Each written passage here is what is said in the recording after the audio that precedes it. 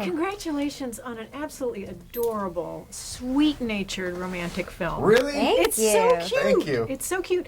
And the thing about it is that it's not just your predictable comedy. I mean, there's a lot of action in it.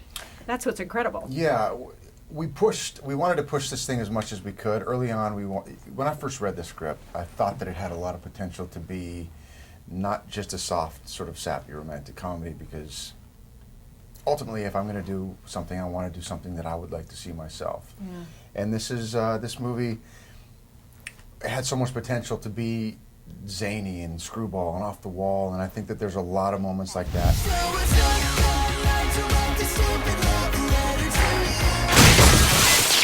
I was attached to the script when it came out and knew the director and had met with them, and he had given me the part. And then when he started compiling the rest of the cast, he was hiring all these actors that were comedians first and that wrote their own material, and so everyone was bringing new ideas to the table. And what it read as originally was a good romantic comedy, so that's why they decided to make it. But what it turned into was much more of a comedy infused with romance, sort of guided by testosterone, because there were so many funny guys in the movie. And one thing that, I mean, obviously when Josh wanted to do it, that was exciting, but nobody realized how funny that he would be. Oh, stop. Go but ahead. It's true. But every comedian in this, and you can ask them, they will tell you that they gathered around the monitor when it was his coverage because they wanted to see how because no one that's funny actually thinks they're funny. Like, it's only the people who are actually really funny.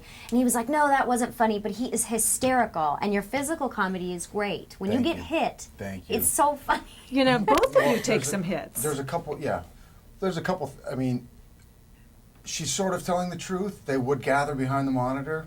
But it wasn't laughing at you, it was laughing with you. These writers' meetings that they would have, for whatever reason, I was never invited to them. And when they would, and I would always try to get in, like, no, we're actually just finishing up. We're good, So when I would be out doing my scene, that's when they would all gather, and it all happened to be by the monitor. He's lying, they were watching him. Hey, it's Nick. I was just thinking about you.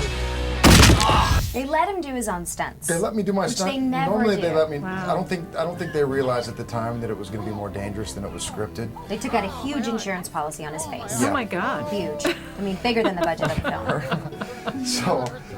Just his face? Just his face. Yeah, and there were a couple times before we finally got it right.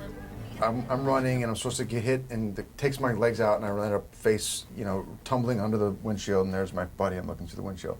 Well, I not only busted the windshield, but the first couple times we tried it, I flew straight over the hood of the car and landed on my head. And everyone was like, and everyone was nervous. Because, I'm not kidding. It was like landed, boom. Oh my God. And they were all worried about me, like really worried that I might have hurt myself, or I might have like broke my neck or something. But then from the back of the group was like, boo! And I'm like, it's my dad. Oh, no. Now, who do you think got more bruises and bangs? I mean, obviously he did the car wreck, but did you have anything similar? Well, you had said you suffered from a pretty severe paper cut. I had a paper cut that was pretty touch and go for a bit. Besides that, it was From reading the script, obviously. There was. We bandaged it up. I went through 2 Band-Aids. Got him some tissue. I had actually started the movie, the night before the movie, I got really sick with some unknown virus, and it lasted for about 9 days. I saw 3 different doctors. I went into the hospital on the 9th day, and no one could figure out what it was. I was on Cipro and Flagyl, and I kept throwing up, and I thought it was food poisoning, and I had lost about 10 pounds the first week. It's just when you get some sort of virus you can't control, and I was working through it, which wasn't helping. And so that really was a bummer. But then our director... It's called African wild boar disease. Oh, jeez. It is. That's going around. That's what Josh called it. And then our director had gotten appendicitis and had his appendix removed during shooting, came back to work too early on Percocet. Then we had to send him back to the hospital because he ripped his stitch open because he wasn't feeling anything because he was on Percocet.